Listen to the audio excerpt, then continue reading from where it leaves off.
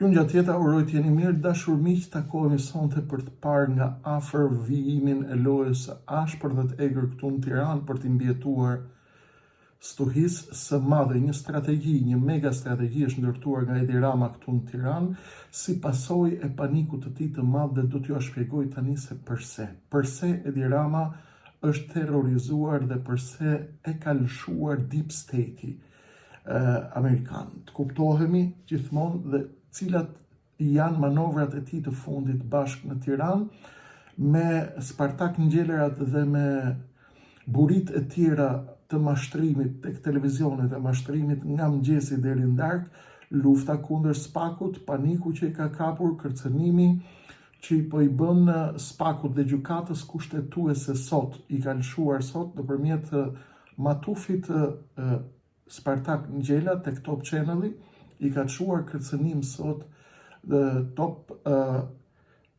nëpërmjet pra Top Channel-it i ka çuar kërcënim gjykatës kushtetuese sot dhe unë do t'ju shpjegoj panikun e tij të thellë, arsyen pse u strehua tek Netanyahu ditët e fundit. Pastaj do të shikojmë gjithashtu në minutat në vijim se cila është arsyeja pse amerikanët nuk kanë goditur ende.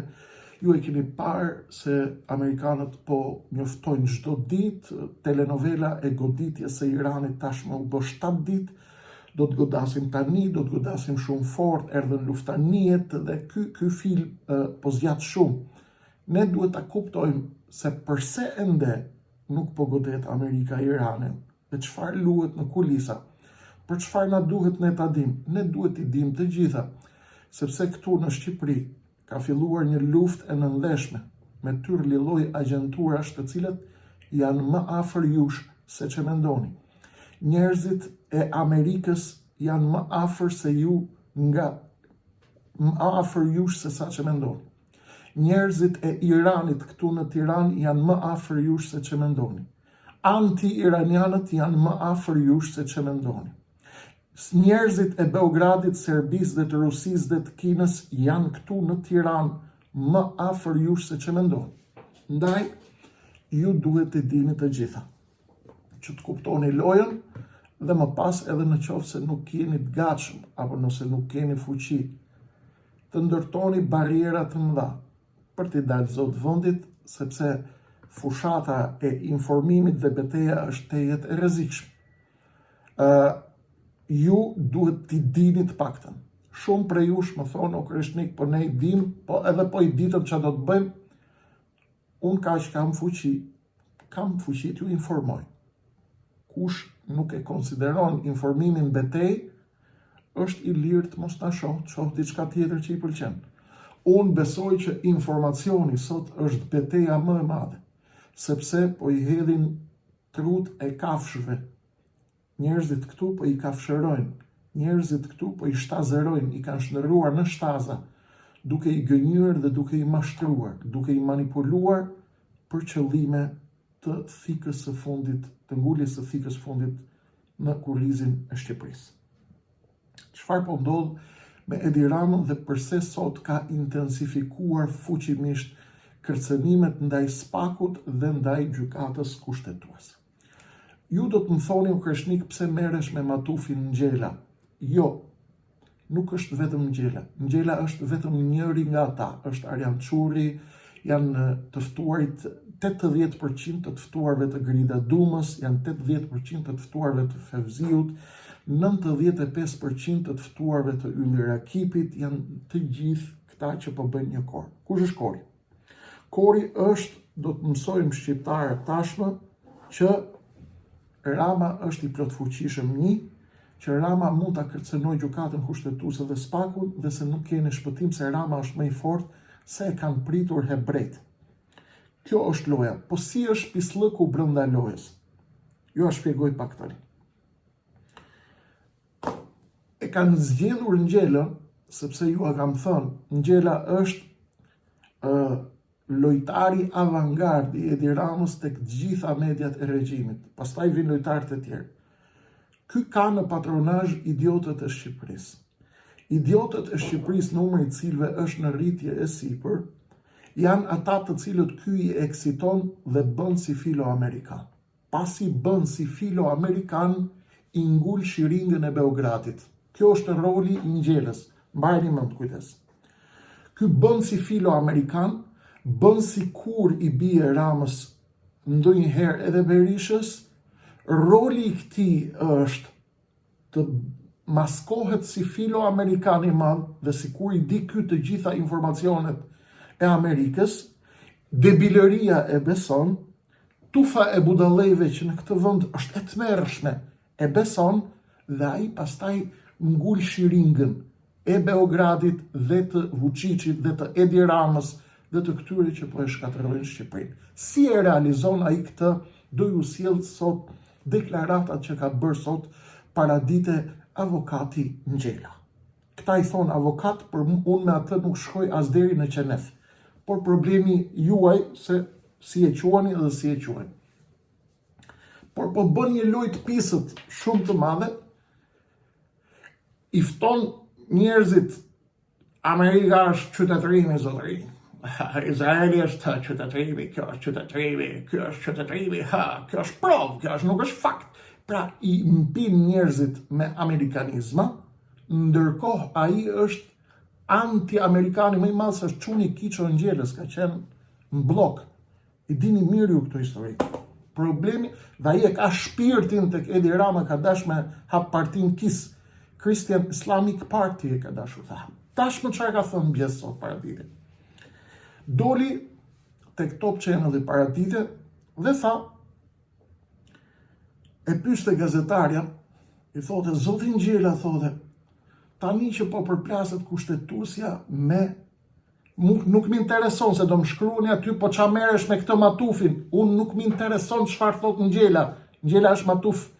Unë më intereson si po përgatitet loja nga Edi Rama, kujdes, dhe nga mediat e tij. Nuk më intereson mu çfarë thot Ngjela. A më kuptoni? Duhet ta kuptoni mirë lojën. Mesazhet e Ngjelës kur të dalin në televizor janë mesazhet e këtij. Çfarë del ke Carlo Bolino janë mesazhet e Ramës. Çfarë del në televizion në Top Channel në prime time janë mesazhet e Edi Ramës. Çfarë del pavarësisht se i rregullojnë Arian Çurri këta.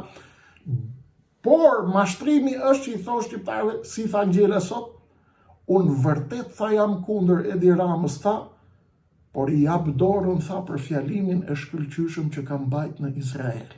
Këtu qëndron shiringa e mashtrimit. Por, tha, ne nuk e dim, tha, si shkon loja. Kupton? Ku është mashtrimi që po i bën shqiptarët? Sot ka nis luftën kundër gjykatës kushtetuese, kërcënim i hapur që e bëri Ngjela sot. Çfarë i tha gazetarës? I tha, zonja gazetare, tha, në qoftë se gjykata kushtetuese e ka çu në përmend që t'i jap ballukun, t'ia dorëzoj Spakut, do të thotë ka dorëzu Edi Ramën, por gjykata kushtetuese tha duhet ta ketë parasysh shumë mirë ky amerikani, ky amerikanisti që mbështeste Spakun, zotri, Spaku është Amerika, zotri, ky sharlatani. Ky mashtruesi që e ka kthy gjithë televizionet e Tiranës e kanë të parin aty, ky kontrollon tufën idiotëve në këtë vend, sepse kush ka dy pare mend nuk e kupton skemën. Por ne do t'i shpëtojmë edhe debilët, sepse debilët janë shumica dhe në demokraci shumica vendos, pra do të përpiqemi t'i zgjojmë tufën e debilëve. Sepse do na vrasin ne, por nuk e bëm. A kuptoni, është edhe ne kemi jeta vdekje këtë betejë. Që t'jeni qartë sepse po e bëjmë. O kreshnik, po lëri shkofshin në ferr, le të shkojnë, le të digjen në ferr. Nuk e kam hallin, ata thyfshin qafën. Kam hallin ton, do na mysin ne. Sepse nëse debilët bëhen shumicë, do na mysin, do na vrasin. Ne kemi me detyrim me mbrojt jetën tonë, familjet tona dhe kombin tonë. Dhe do të shpëtojmë debilët që nuk janë malin, debilët e mirë që nuk kuptojnë, i kanë trut e bllokume. Këta konvertohen në njerëz të mirë, pasi e kuptojnë skemën. Debilët akut nuk i shpëtojmë dot. Çfarë tha Ngjela? Rama tha, ka ndorë, tha, 82 mandate, tha, duhet ta di mirë, tha, kushtetuesja këtë, kërcënim për kushtetuesin. Ky kërcënim vjen nga Top Channel, vjen nga Edi Rama te gazetarët e Edi Ramës.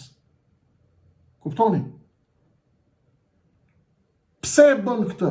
Sepse është i detyruar tashmë, po i vje laku në fund. Pse po i vje laku, do ja them tashmë pas 2 minutash. Ka frikë të merr nga Deep State. Dhe do t'ju ja shpjegoj tani. Durove pak. Rama tha ka 82 mandate zonjë. Dhe Belinda Balluku zonjë tha, është fenomen historik, tha. Se si tha dhe kush do ta dorëzoj. Kuptoni? Dorëzimi i saj, tha, është historik, mos dorëzimi i saj është historik, dhe këtu ai ka të drejtë, ngjela. Pse? Sepse dorëzimi i saj është historik se do marrë me vete edhe Edi Ramën, mos dorëzimi i saj është historik sepse do të vulos përjetësisht kastën e Beogradit këtu në Tiranë me Edi Ramën në krye dhe Spartak Jeffersonin i cili bën sikur është Amerikan, por bën gjilpërën e Beogradit dhe të fqinjve të tjerë të cilët duan ta shkërmoqin Shqipërinë në këtë moment. Është lojë shumë e pisët dhe shumë e ndyr. Çfarë tha tjetër? Në qoftë se tha, kushtetuesja tha, do të guxoj tha, të largoj tha, dhe t'i jap të drejtë Spakut tha, do do bjerë Edi Rama tha. Po pse tha, Edi Rama është budalla tha që ta lejoj kushtetuesen tha, ka 82 mandate. Dhe me 82 mandate ai tha nesër tha i heq ata gjyqtarët dhe ve këtë doj vet, nesër ndryshon ligjin zotëri tha, sepse ligjin e ka në dorë ai tha. E pas ka Rama ligjin në dorë me Spartak Jeffersonin. Pra është kërcënim i hapur i takut që mbulohet me Amerikë dhe i gjithë kupleras së rilindjes kësaj bordeloje të madhe politike dhe mediatike, se ajo është cirk. Dhe e gjithë bordeloja është hedhur në sulm, 1 kërcënim Spakut, 2 kërcënim gjykatës kushtetuese. Pse? Sepse janë në grahmat e fundit. Pse janë në grahmat e fundit? Po ju a tregoj cilët janë skenarët. Mbrojtja e Ballukut është ekzistenciale për Edi Ramën. Por tashmë era e qelbur e korrupsionit ka pushtuar botën. Si e ka pushtuar botën? Hajde të shkojmë të shohim bashkarisht se çfarë është shkruar për Edi Ramën dhe pse është ky është terrorizuar nga themelët. Tashmë është zemra e muhabetit.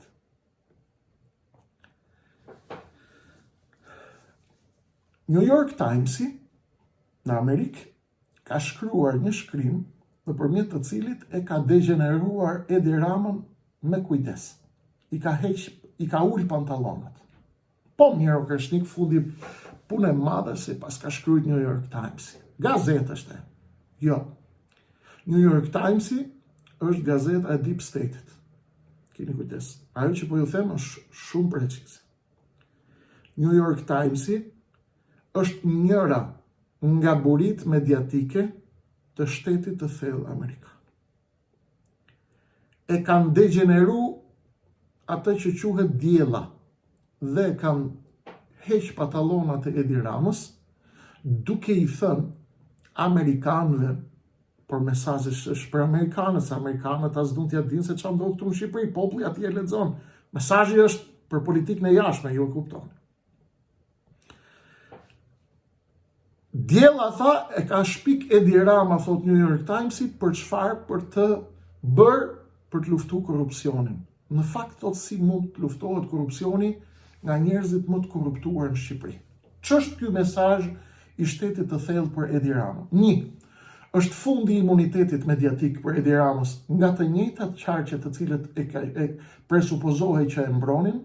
Është mesazh për administratën dhe institucionet në Shtetet e Bashkuara të Amerikës që ne atë e kemi lëshuar, është goditje dhe thërmosje e totale e mesazhit apo e imazhit të reformatorit, të cilin donte ta bënte Edi Rama. Dakord? Dhe ka mesazh për Spaku këtu në Tiranë dhe drejtësinë që kujdes se loja është ndryshe, dhe është mesazh paralajmërim i qartë nga Deep State-i, i cili përcjell mesazh për botën e diplomacisë, ku mjetet zyrtare nuk mjaftojnë, por përdoren rrjedhjet dhe artikujt investigativ për të detyruar një lider që të ndryshojë sjellje ose për të përgatitur terrenin për një zëvendësim të mundshëm. Pra, cilat ishin mesazhet e New York Timesit dhe të Deep State-it? Për një kohë të gjatë, qeveria shqiptare dhe Edi Rama ka gëzuar imunitet të plot dhe një lloj qetësie dhe një lloj mbështetje nga mediat e mëdha liberale amerikane. Këtë e dini tek të njëjtat media ku ai shkonte dhe thonte që Donald Trump është rrezik për njerëzimin. Kur një bastion i të majtës liberale, siç është New York Times, ndryshon narrativ ndaj Edi Ramës dhe e godet drejt për drejt korrupsionin e tij dhe projektet e tij specifike që ja shet shqiptarëve si reformator i madh, kjo do të thotë që kursi tek Deep State amerikan ka ndryshuar dhe loja në Washington ka ndryshuar dhe kjo Edi Ramën e terrorizon. 2.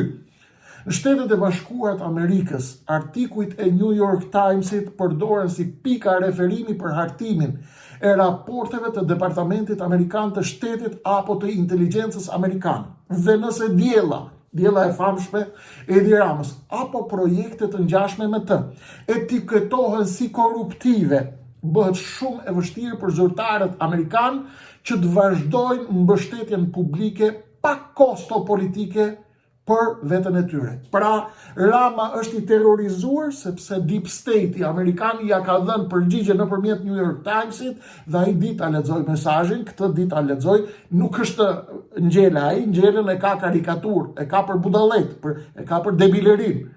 Edhe këta curat e këto analistat që i nxjerrin nëpër darkë, këta i ka për të kontrolluar debilet.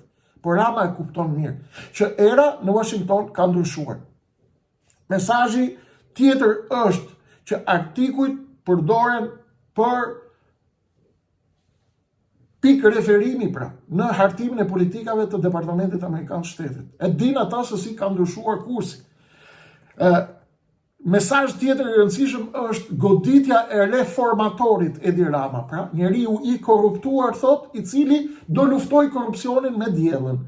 Pra, investimi më i madh amerikan në Shqipëri, pra, dhe investimi më i madh i Ramës ndërkombëtarisht që ai ka bërë për veten janë të ndryshëm. Amerikanët kanë investuar Spagun që do luftojnë kundër korrupsionit, kurse Edi Rama ka investuar veten e tij si lider reformator i cili bën gjëra të çuditshme dhe bën arritje të mëdha nëpërmjet të luftës kundër korrupsionit, apo njeriu që po bën shtet dhe po lufton korrupsionin e vjetër. Kjo është imazhi që Rama synon të ndërtojë, kurse amerikanët po ndërtojnë imazhin që ne do luftojmë korrupsionin dhe po mbështesim Spagun.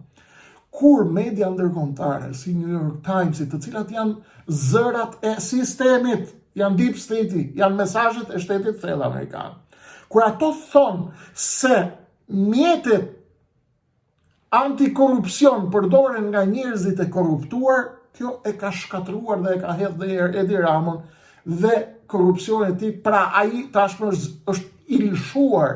Pse është lëshuar kërcënik? Pse ta lëshojnë? Kanë një më të mirë se ai? Ja ta them tani pse lëshojnë. Ju kam thënë vazhdimisht, 1. Duan të pajtohen me shqiptarët në rreshtimet e reja ndërkombëtare për luftën e tretë botërore dhe rendin e ri botëror. 2. Kanë kosto të larta hajdutët e mëdhej për sistemin. Rama tashmë ka kaluar të gjitha limitet dhe është bërë kosto, nuk e mbrojnë më dot, edhe po të duan ata nuk e mbrojnë më dot. Kuptoni pse të lëshojnë ata? Ata të lëshojnë sepse ti e bërë kosto për ata, ti e bërë kosto për sistemin, ti e bërë barë për Amerikën vetë, ti e bërë shkaku i urrejtjes shqiptarëve të Amerikës, sepse shqiptarët nuk janë budallë, shqiptarët thonë Amerika i pruni, Amerika i mbështeti këta qenë, Amerika i mbështeti këta hajdut. Dhe këta janë bërë barë për imazhin e sistemit, dhe sistemi i ka lëshu tani. Dhe po të talli New York Times i ke marru punë. sepse New York Times është zëri i Deep State-it Amerikan. Konteksti i Deep State-it apo i shtetit të thellë, pra, duhet të përpiqemi ta kuptojmë në të gjitha rrafshet. Dhe ky mesazh për Edi Ramën është qartësisht paralajmërimi më i madh që ai ka marrë ndonjëherë. Dhe në botën e diplomacisë, ku mjetet zyrtare nuk mjaftojnë, pra, përdoren të tilla shkrime investigative për të marrë mesazhin. Dhe Rama ka treguar gjithmonë që do të lëviz. Dhe çfarë bëri? Shkoi tek krahu tjetër. Shkoi tek krahu tjetër në Izrael, ku tek armiqt e atyre që po e godasin tani. Sepse Edi Rama e di që është po Deep State ai që hapi spakun. Pra është rendi i vjetër botëror ai që investoi spakun. Është rendi i vjetër botëror ai i cili po e mban sot spakun. Dhe Rama, kur e pa që spaku nuk do ta lëshoj dhe rendi i vjetër botëror që prodhoi spakun nuk do ta lëshoj linjën të cilës i ka hyrë për pastrimin e Shqipërisë nga korrupsioni dhe për largimin e klasës vjetër politike, Rama po përpiqet bëj balet diplomatik, debilërin e kontrollon me Ngjellën, duke bërë njeriu amerikan. Ngjella është anti-amerikani më i madh në Shqipëri. Dhe mos më intereson fare këto historitë me amerikanizma dhe me anti-amerikanizma. Por ju duhet bëni kujdes sepse gjilpëra është shumë e hollë që e përgatit Rama, që herë bën si amerikan, herë si kinez, herë si turk, herë arab, herë musliman, herë ortodoks, herë katolik dhe çunin e vogël e do hebre. Është pelivan i madh, sepse ai jeton si makiavelist dhe jeton vetëm mbi tradhtit dhe mbi fikat që i ngul kujt atyre që ja kanë dhënë dorën të parat. Rama, kush e ka ndihmuar Ramën në këtë jetë? Kush i ka dhënë dorën? Kush e ka taku? Kush i ka bërë një të mirë? Kush e ka trajtuar si njeri? Të bëj kujdes. Është i pari që do ta ha fikën sepse është pervers. Është pa dinjitet, është pa din, është pa iman, është pa burni, është pa nder, është pa kode, është pa cip, është pa asnjë lloj norme njerëzore normale, asnjë lloj burnie. Njerëzit e besës nuk mund t'i flasim sot se politika është makiavelizëm, nuk perceptohet kodi i besës aq pastër apo aq i qartë, por ka disa norma të thjeshta, normale. Burnie, ka disa kode njerëzore që njeriu nuk i shkel, sepse del në kafshëri, ky nuk e ka problem. Ndaj çfarë bëri? Bëri një teatr të ri diplomatik dhe kanë nxjerrë gjithë me Min Xhoze, me Vangjele, me Spartak Ngjel Sote, me çfarë ke nëpër mediat e tij, me Grida Duma, me Fevziu Kaneti çik urt, se Fevziu është më i mençur se këta tjerë. Shkoni shifni kanalin e Fevziu, çfarë bën ai, ka merr me hotele, me mish, me këtu hahet mirë, ky është hoteli mirë, ky ka fitu. Dhe në darkë bën ato qokat e veta që duhet ja bëj Edi Ramës, ke opinioni, thirr ata zagarët e Ramës aty, bëjnë nga i gjilpër ata, po shpejt e shpejt dhe ky tak bën si kur i kundërvihet nga pak dhe del direkt ke kanali vet, edhe thot ky është hoteli ku hahet mish mirë, kjo është ura bukur, kjo është këtu kanë qenë shqiptarët parët, këtu kanë qenë shqiptarët fundit, ky është personazhi që ka arritje të mëdha në Amerikë, ky është personazhi i suksesshëm në piano, kjo është kantautorja më e mirë në Zvicër, ky është shqiptari që ka rrit sqetllën më mirë se të gjithë, është berberi më i mirë, ky është gatuesi më i mirë, ja si bëhet qingji në Baba Tomor, ja si bëhet mishi i pjekur në Theth apo ku dëgjohen. Pra, Fevziu është di me mbajt frena dhe trak të bën dalje. Këta tjerët janë dorëzuar gjithë se kanë hyrë, kanë radhë gjithë me kokë. Çfarë po bëjnë? Po mashtrojnë shqiptarët. Çfarë? Zotëri, ka shkuar në Izrael, dhe unë Ngjela dha, si armiku më i përbetuar i Ramës që jam, ky është ndihmësi më i madh i Ramës dhe anti-amerikani më i madh që vishet me amerikanizëm për nevojat të lojës. E kam shpjeguar 10.000 herë. Dhe çfarë bën? Gazetarja, zoti Ngjela tha, si e pat takimin e Ramës në Nuk e kam ke Ngjela, më kuptoni. Ngjela është karikatura që përfaqëson propagandën e Ramës. Pra, Ngjela është forma më karikatureske e cila shpreh planin e Edi Ramës dhe të rilindjes për të mashtruar shqiptarët dhe për të shpallur luftë lojës së madhe. Prandaj nuk i referohem atij se ai është burr i mençur, i referohem sepse ai është karikatura më e madhe që përfaqëson më së miri Edi Ramën. Zoti Ngjela tha, si tu duk takimi i Ramës në Izrael? Ha? Zoti tha, do bësh pyetje apo jo? Po ta bëj për tha pyetjen, tha, si tu duk fjalimi? Edhe pse, zoje, unë jam kundërshtar i tij, të kuptoni? Ishte fjalim dinjitos. Ishte takim dinjitos. Kur kollitet, është në siklet e di dhe që është duke rrejt. Kjo është body language, është gjuha trupit, gjuha mimikave. Shkoni shive një Ngjelen, kur flet, kollitet vazhdimisht. Sepse kollitja të bën gati për të përgatitur rrenën e ardhshme. Dhe të bën gati për të kriju moment pauze në subkonsciencën e tij, që të mendoj rrenën e ardhshme. Ishte tha, takim dinjitos. Pse tha fjalim dinjitos? Ai ishte fjalimi më lëpirë si gjitha kohëra. Ja t'rregoj unë tani. Ishte dinjitos, da zoj tha, po, ku është Izraeli, tha? Është lidhjen e mesme. Kundër kujt është Izraeli? Kundër Iranit. Kush është kundër Iranit? Amerika. Me kë është Spartaku? Me Amerikën. Me kë është Amerika pra? Amerika është me Edi Rama. Sepse Edi Rama shkoi në Izrael, ku Izraeli po lufton me Iranin, i cili është në luftë me Amerikën, i cili ka hap spakun këtu. Pra zoj, është dinjitos, fjalim dinjitos. Kush është mesazhi? Tallja e veglave me shqiptarët. Dhe kjo bëhet me porosi të dirigjentit, të karikaturës më të madhe të historisë politike të Shqipërisë, që është Edi Rama. Ky karikatur, shëmbëltyra e karikaturës e rilindjes. Çfarë tha? Mossadi tha, i di gjitha tha, dhe është shërbimi numër 1 në botë, të kuptovi pra. E maskoi lëvizjen e Ramës në 180 gradë të kundërtën e realitetit të saj. Cila është realiteti i vizitës e Ramës në Izrael? Vizita e Ramës në Izrael me një kneset bosh, ku gjysma e njerëzve nuk ishte në sallë, ishte mesazh për deep state-in që e ka lëshu, që unë jam gati të shkoj te kundërshtarët tuaj. Pse është kundërshtar juaj? Sepse Netanyahu është kundërshtar, është hasmi i deep state-it.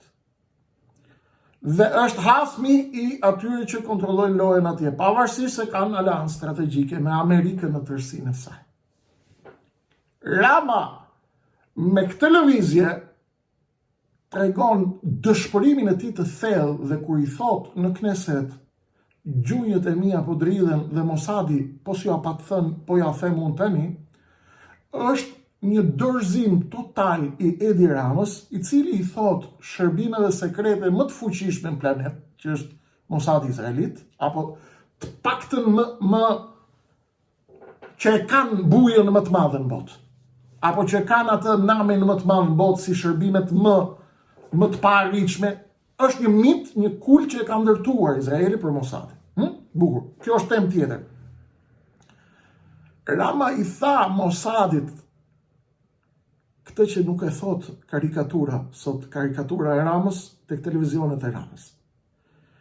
Rama i tha Mossadit, jam i gatshëm të jem në shërbimin tuaj deri në fund të jetës time dhe të bëj çfarë të më kërkohet, vetëm me një kusht. Përdorni fuqinë e Izraelit për të më shpëtuar në Amerikë, sepse deep state-i më ka bë dali. E kuptuat lojët? Ju duhet i dini këto, sepse ju duhet ta kuptoni çfarë po gatuhet në Shqipërinë tonë të tashme. Dhe kjo që sa po ju shpjegova, sulmi i ngjelës ndaj kushtetuesës dhe kërcënimi i saj nga Top Channel-i, me gojën e Edi Ramës se kujdes gjykata kushtetuese mos të bëni gabim të lëvizni kundër Edi Ramës dhe kundër Ballukut, është kërcënim për gjykatën kushtetuese dhe për spakun hapur fare, sepse Edi Rama do të përmbys lojën pastaj, do të fus 82 mandatet që i ka në kontroll për të ndryshuar ligjin dhe për t'u shpartallu komplet si gjykatë kushtetuese dhe bashkë me ju që jeni aty brenda, sepse ai tha ka fuqinë e hakmarrjes. Dhe fuqinë e votës dhe shteti tha është vota, zonë. Na pëlqen, tha ka 82 vota, tha. Kuptoni? Qartë loja. Ju këto mesazhe duhet t'ja tregoni pjesës tjetër të shqiptarëve, sepse në asnjë televizion të shitur të Beogradit në Tiranë nuk kanë për t'ju thënë këto detaje. Jo se Kreshniku është shumë i mençur, por nuk kanë mendere ta thonë, nuk kanë gjuhë t'i thonë. Një, sepse janë të pisët dhe janë të shitur 99% të tyre, e dyta e kanë heqë dorë nga Shqipëria, e treta janë 90% janë agent të 4-5 palë shërbimeve dhe kanë marrë pazaret, kanë gëlltit lugën e Çorbës dhe do ta vjedhin atë sa të jenë gjallë. Ndaj, nga këtu deri në mars apo në prill, që është fundi i Ramës, bëni kujdes se do të ketë lojra shumë të mëdha dhe tronditje shumë të mëdha në Tiranë. Ruani mendimin. Organizimi do bëhet momentin e dur kur t'i vi momenti, por ne duhet dim lojën. Loja është kjo, kujdes. Rama po qëndron vetëm për një arsye. Një, nuk duhet shkojmë në vakum. Ndaj dhe Berisha po provokon urgjentisht, tashmë bashkë me Edi Ramën, zgjedhje të parakoshme dhe qeveri teknike. Si qeveri teknike, zoti Berisha, pa... Kush ta bëj qeverin teknike, Edi Rama? Apo Edi Rama me Berishën të bëj qeveri teknike? Pse nuk flisni apo nxjerrë Ermal Hasimen atje, që doshe ta bëjë kryetar bashkie me Florian Binon? Pse nuk i jepni popullit Sali, pse nuk i jepni popullit garanci për ato që ju a thamë ne? Kushtetut, ndryshim kushtetute, kod zgjedhor, të gjitha garancit. Nuk e bëni pse? Shpejt e shpejt, kështu, ta bëjmë qikë se është ta shushim mua bet, shpejt e shpejt, zgjedh teknike, qeveri teknike, zgjedh parakosh me shpejt e shpejt, ku i thuti prit Berish. A ka mundësi të presësh pak? Po. Do t'i bëjmë ato që thua ti? Po. Duhet t'i bëjmë qeveri teknike? Po, duhet. Duhet t'i ki Rama? Po, Berish, jemi me ty nesër, duhet t'i ki Rama. Kush do vim nga për Ramës, Berish? Një, e zgjedh populli, bukur shumë, mbi që bazë do t'a zgjedhi populli? Mbi që kushtetut, mbi që kod zgjedhor, mbi që marrëveshje, dhe kush e bën qeverin teknike e cila do të përgatis zgjedhjet e lira dhe të ndershme. Këtu, Berish, qetëso. U ktheve nga Europa atje, të fikën atë mikrofonin. Me ty, jemi ne para te e dumë t'i Edi Rama, nesër. Kush vje pas ti, si bëhet qeveria teknike, cilat janë garancit për zgjedhje të lirshme dhe të ndershme, lira dhe të ndershme. Kush kodi zgjedhor i ri që do bëhet, mbi ç'kod do bëhen zgjedhjet, kush do t'i numëroj votat, edhe, dakord, plotësisht dakord. Këtu qetëso, përgjigje për këto, mos ta nxirë Ermal Hasimen atje. Nuk i ham me këto Ermal Hasimet edhe çunat e Sorosit atje. Këto shitja atyre atje ke dera Shqupit, jo neve, jo popullit opozitar, jo shqiptarëve. Të gjitha këto jep përgjigje, edhe do t'japin përgjigje që kënë të me Edi Rama. Edi Rama ka rënë. Por po bëhet teatri i fundit, sepse ai po pret premtimin që e ka kërkuar në Izrael. Unë besoj atë që e folën Brown me kolonel. Izraelitët janë tallë me këtë, kanë qesh më të madhe, gjysmësisht e fare në sallë, janë ca lobe, e din që ka para të madhe, do t'ja përlajnë ato leket, edhe pastaj do i thënë që të mbrojmë do të se e paske dosjet mullar. Qartë?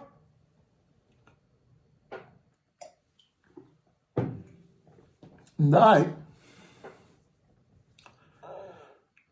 loja është shumë e komplikuar. Është shumë e komplikuar, por edhe e thjesht për ata të cilët duan ta kuptojnë. Kjo ishte sa i përket lojës së brendshme. Kujdes.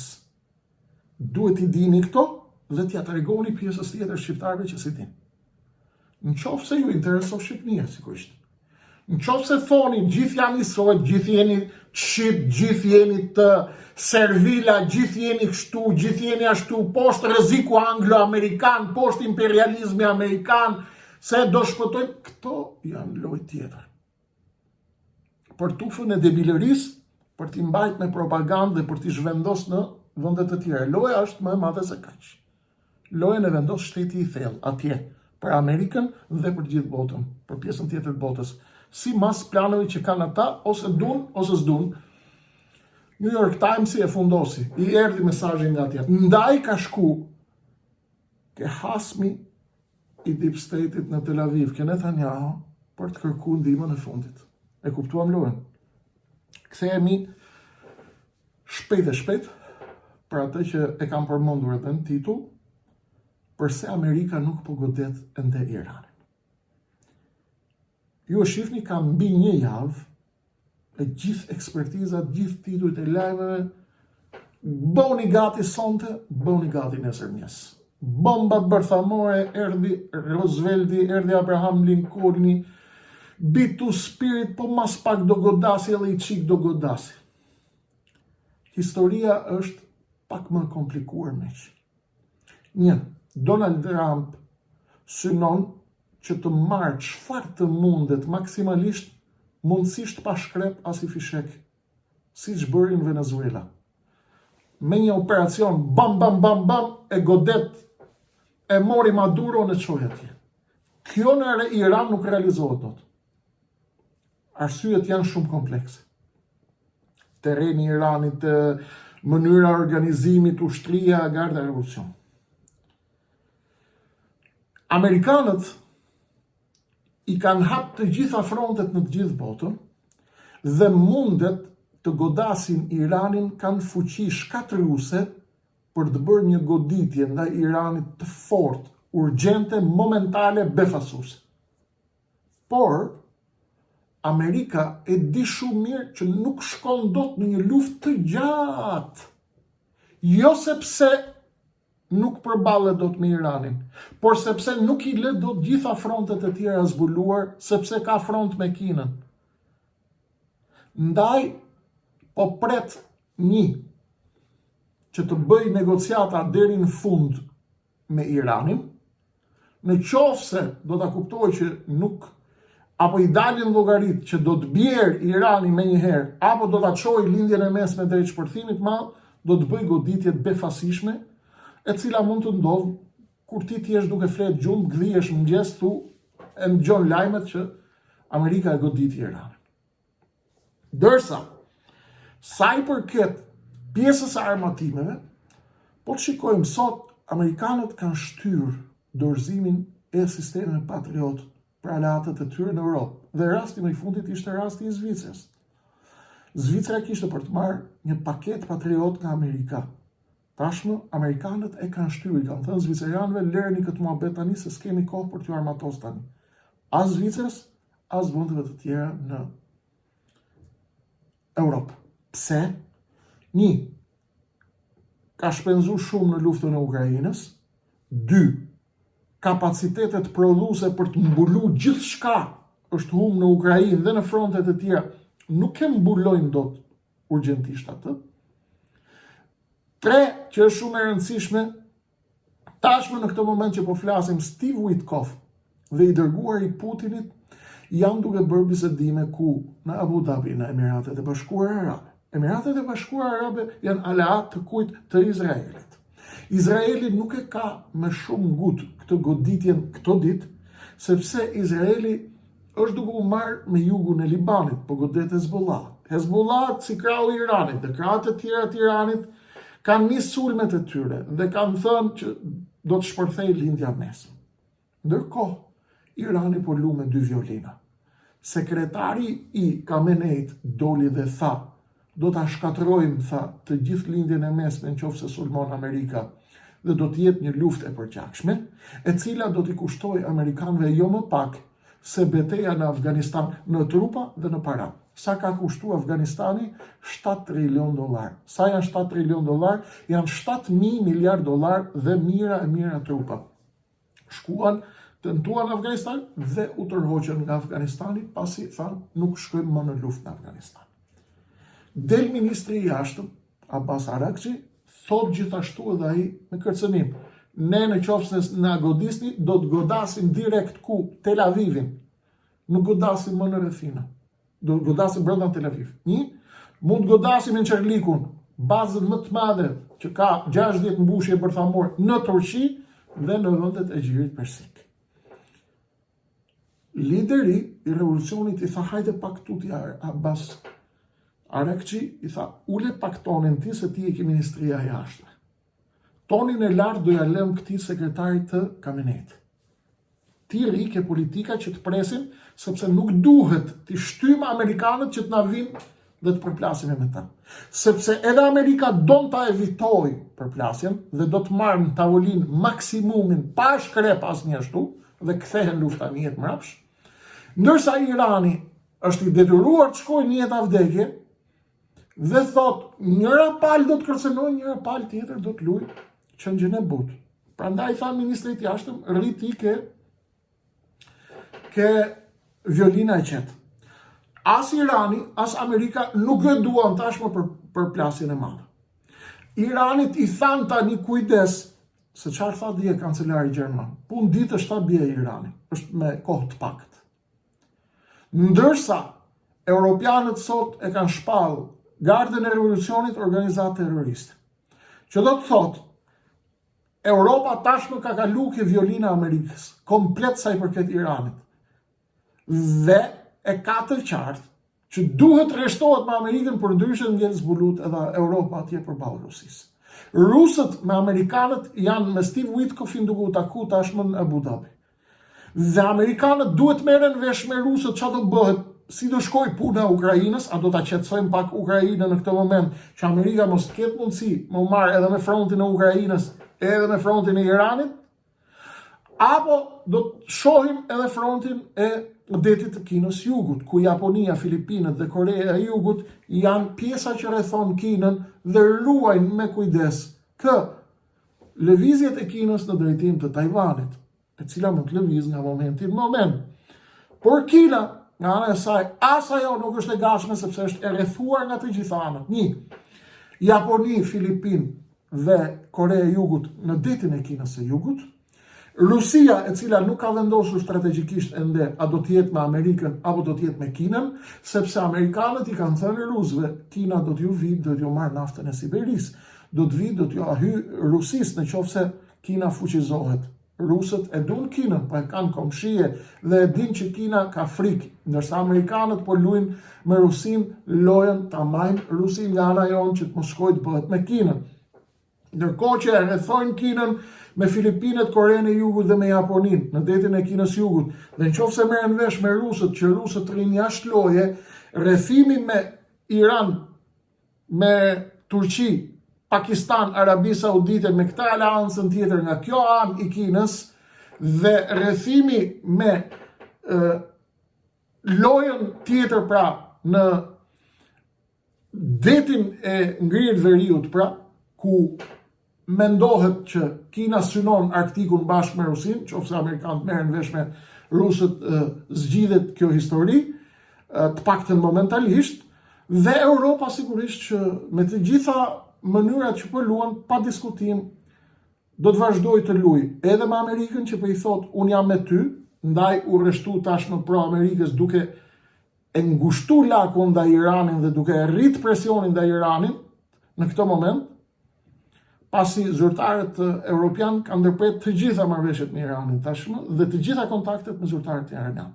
Ndërsa sot kanë shpall vendimin e fundit pra që Garda e revolucionit është organizatë terroriste. Pse? Sepse duhet i bëjnë qefin Washingtonit, në qoftë në kohën që Washingtoni është në minutat decisive për të marrë vendimin kundër Iranit. E kuptuam sa e komplikuar është loja. Ndërsa gazeta izraelite Israel Hayom sot çfarë thot, apo dje më falni, thot nuk jemi të nxituar thot të shkojmë në goditjen e Iranit se nuk është më Irani rreziku është Turqia thot. Pse? Sepse të gjithë boshllëkun që ka lënë Irani në lindjen e mesme po e mbush Turqia në një aleancë të re islamike sunite në lindjen e mesme, e cila sipas Izraelit është më e rrezikshme për Izraelin se sa Irani vet. Nga ana tjetër, Amerika ka inxherlikun atje në Turqi dhe flet i çon Iranit mesazh me Hakan Fidanin, i cili e merr ministrin e jashtëm në telefon, Abbas Arekçi, dhe i thot: Abbas, ke një ofertë të fundit nga bregu tjetër. Shife, dëgjoje, lexoje për marrëveshje bërthamore dhe për sistemin e regjimit si do të jetë, siç e përfytyrojnë amerikanët dhe perëndimi, më kthe përgjigje dhe unë do t'u kthej atyre përgjigje. Këto janë minutat e lojës në këtë moment. Kaq kisha për sonte, pjesa tjetër, si gjithmonë ju e dini, vijon në numrin e ardhshëm. Mos harroni të bëni subscribe kanalit dhe nëse mendoni se këto mendime janë të vlefshme, çojeni ato pjesës tjetër të shqiptar.